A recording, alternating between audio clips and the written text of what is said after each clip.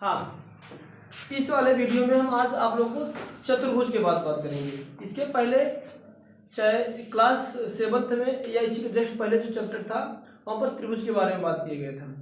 त्रिभुज में हुआ क्या था कि अगर कोई तीन असंरेख बिंदु हो, कोई तीन असंरेख बिंदु को मिलाकर जो मुझे एक आकृति मिलती है उसको हम त्रिभुज बोलते थे। असंरेख और संरेख दो पॉइंट यहाँ पर आए। संरेख क्या होता है, असंरेख क्या होता है, पहले इसको बता दें, आगे चलते हैं। संरेख क्या होते हैं? संरेख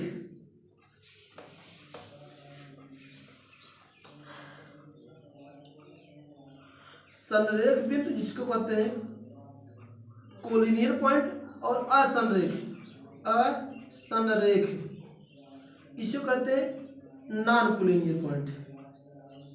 ठीक, संरेख बिंदु क्या होता है कि जब तीन या तीन से अधिक बिंदु एक ही रेखा में स्थित हो उसको संरेख बिंदु कहते हैं। जब तीन या तीन से अधिक बिंदु एक ही रेखा में ना स्थित हो तो असंरेख कहते हैं। जैसे मैं बताना चाहूँ तो मेरे पास 1 2 3 ये 3 पॉइंट है।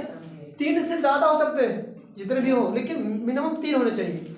अगर ये तीनों एक ही रेखा में स्थित हो जा रहे हैं, एक ही रेखा पे, तो ये जो होता है, ये जो रेखा बनेगा वह संरेख रेखा होगा, संरेख होगा।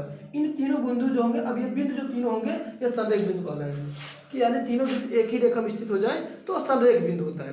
3 हो, 4 हो, 5 हो, 6 हो, 7 हो, जो भी हो, सब सारे इसी पर अगर स्थित हो, मैं A B C D E कह रहा हूँ। अगर ये सारे के सारे पॉइंट एक रेखा में आ जाए तो ये जो पॉइंट होंगे, यह पॉइंट क्या कहलाता है? इसको हम इन सारे को क्या बोलते हैं? हम संरेख बिंदु बोलते हैं। क्या बोलते हैं? संरेख बिंदु बोलते हैं। दूसरी बात आई असंरेख बिंदु। असंरेख, अगर ये एक रेखा में ना होने का मतलब है ए पॉइंट मेरे पास यहाँ पर, दूसरा यहाँ पर, तीसरा यहाँ पर, चौथा यहाँ पर, पांचवा यहाँ पर, यानी संरेख ना हो, एक रेखा में ना हो। ये ए हो गया, बी हो गया, सी हो गया, डी हो गया, ये जो पॉइंट होंगे ये क्या कहलाते हैं? ये सारे के सारे में पॉइंट करो, A B C D E, और यहाँ पर मिला दो फिर ये ना, ये जो होगा वो क्या कहलाता है?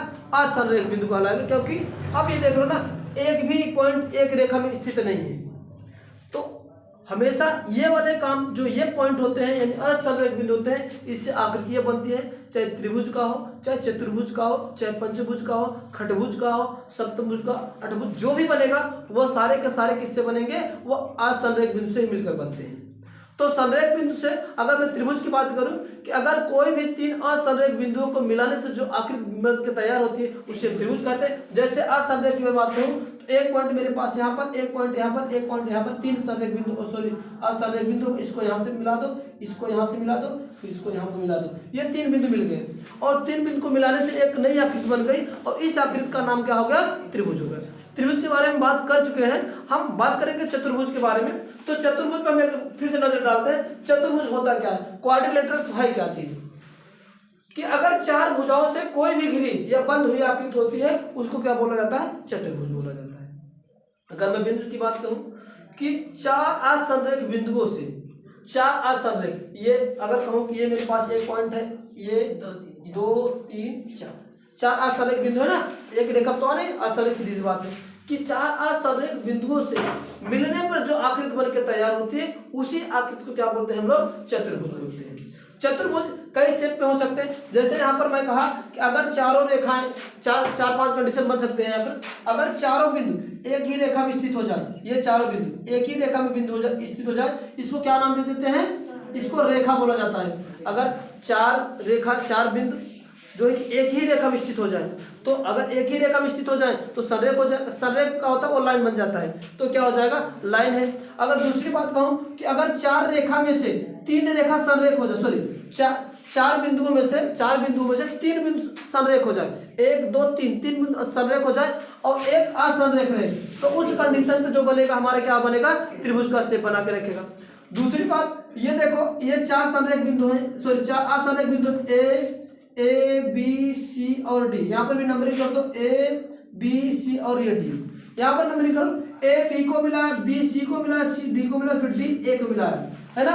ये भी एक प्रकार क्या ही है, यहाँ पर भी एक प्रकार का ये चतुर्भुज बन रहा है। यानी चार असंरेख बिंदुओं को मिलाने से जो आकृति बनती है उसे क्या कहते हैं, चतुर्भुज कहते हैं। अब चतुर्भुज, ये सारे के सारे चतुर्भुज ही हैं, चार फिगर सब में चार दिख रहे हैं। अब चतुर्भुज में होता क्या क्या है, इसको थोड़ा सा मैं हटाता हूँ, इसके बाद आगे हम बात करते हैं चतुर्भुज में। अब जैसे सपोज करो कि मेरे पास एक चतुर्भुज है, चतुर्भुज ABCD। पहली तो बात बताएगी कि कोई चतुर्भुज होगा उसमें चार भुजाएं होंगी।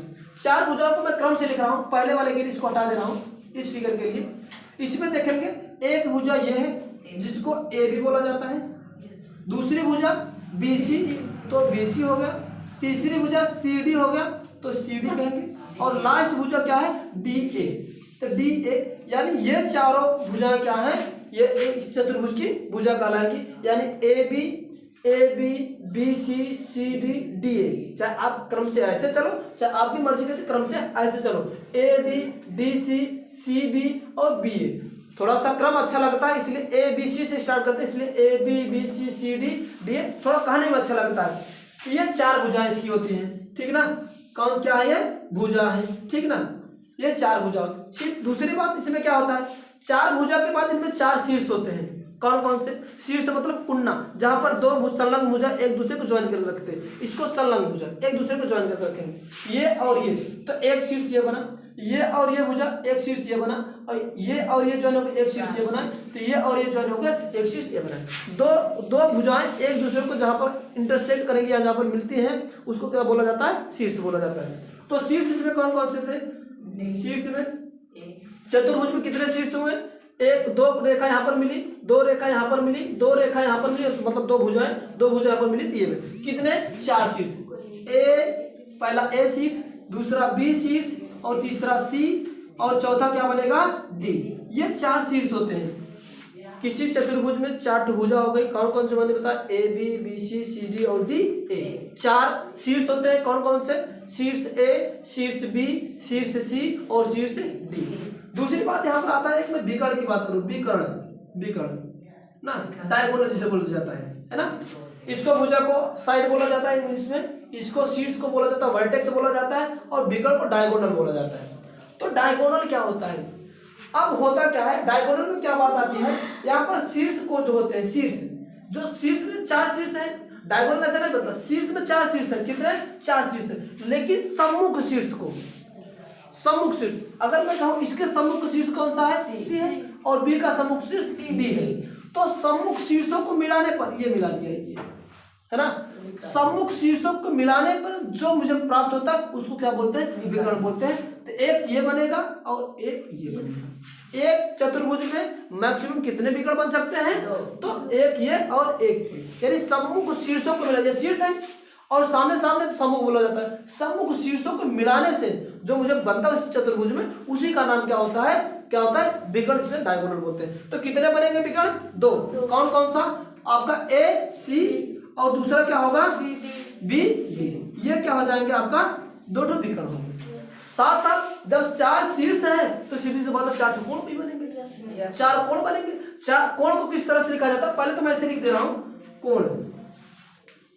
ये सारे के सारे चतुर्भुज की ही बात है ना। कौन कौन से कोण होंगे, कोण A होगा, कोण B होगा। कोण की परिभाषा आप लोग जानते होंगे कि दो रेखाओं के बीच का जो झुकाव होता है उसको क्या कहते हैं, कोण, या दो किरणों के बीच का जो झुकाव होता है उसको कोण कहते हैं। तो कोण ऐसा होना चाहिए, एक भुजा ये एक भुजा ये, तो ये कोण बना। एक भुजा ये एक भुजा ये, झुका हुआ कोण बना। एक भुजा ये दूसरी भुजा ये, इन दोनों के बीच का झुकाव जो होगा, ये शीर्ष और ये शीर्ष। इस तरह से चार कोण बनेंगे। कौन कौन से कोण, यहाँ से स्टार्ट करते हैं। इसको इस तरह से डिनोट किया जाता है, ऐसे इसको कोण पढ़ा जाता है, कोण A, फिर कोण B, फिर कोण C, फिर कोण D। इसको ऐसे लिखो, या तो इसको और ऐसे तरीके से लिखा जाता है, किस तरह से, जिस कोण को मुझे शो करना होता है उसको बीच में करेंगे, बाकी ये दोनों को यहाँ से स्टार्ट करें। कोण A की अगर बात करूं, चाहे इधर से चलते आओ बीच में तब भी आएगा, चाहे इधर से चलता जाओ तब भी ये बीच में आएगा। तो होगा क्या, कोण DAB, जो कि कोण A लिखा हुआ शॉर्ट फॉर्म में। दूसरे के लिए इसकी बात करें, कोण ABC, इसको कोण पढ़ा जाता है, कोण ABC। थर्ड इसको दिखाने के लिए कोण BCD, कोण BCD। और लास्ट बने क्या, कोण CDA। कोण सी डी, ये 4 कोण इस तरह से, चाहे इस तरह से लिखो चाहे इस तरह से लिखो, है ना, 4 कोण आए। फिर से सुन लीजिए प्रॉपर्टी क्या हो इसमें, इनकी क्या क्या गुण होता है। अगर कोई चतुर्भुज होगा, सीधी सी बात है, 4 ठो भुजा होगी, 4 ठो कोण होंगे, 4 ठो शीर्ष होंगे और 2 ठो विकर्ण होंगे, ठीक है ना। इतना चीज यहाँ पर है, इस कोई भी चतुर्भुज होगा, कोई भी चतुर्भुज होगा, इतना चीज होगा, ठीक है ना।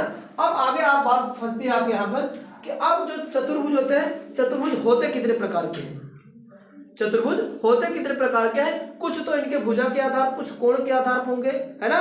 तो इस प्रकार के, इसको हम आगे पढ़ते हैं टाइप्स ऑफ क्वाड्रिलेटर्स।